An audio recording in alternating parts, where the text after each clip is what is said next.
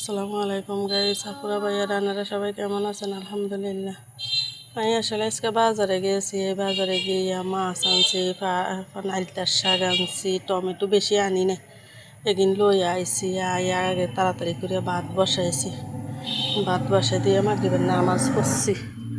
এই নামাজ কালাম পড়িয়া মাছের কুটছি, কুটে দইয়া লবণ মাখাই রাইখা দিছি। বাই ফাঁকে দিয়া ভাত উঠছে, তো ভাতের মার গালি দিছি। এসে দি ভাতের মাঠটার গাড়ি মাছটা ধুয়ে আমি বইয়ে দিচ্ছি। তরকারি টমেটো দুগা দিছি আর ছোটো ছোটো চাই আলু দুগা দিছি। এই দেখেন পেঁয়াজ রসুন বাড়ি লইছি, বাড়ি তো এই আস্তে আস্তে বেকিলেন করি তো বইয়েই দিচ্ছি। বাজারে গিয়েছি হেন তো না আইসি, দাফাদাফি করে কাম করছি। আমার মাথার ব্যথা, মাথা ঘুরে শুধু ঘুমিয়ে কেমন লাগে আমি নিজেও জানি না। আল্লাহ, এরপরে এই তরকারি কিনে বইয়ে টইয়ে দিই থই।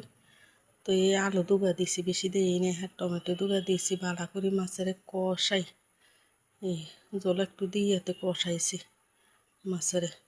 মাছ আনছি তো দুগাও গেছে কালি বাউস আর গইল রুই, রুই গারা আনছি আর কালি বাউস জিগা এগারে জাল দিয়ে রাইখা দিছি। তো এই গাই সানেরাস বেগুন ভালো থাই পাতরা আনছি। আসসালামু আলাইকুম।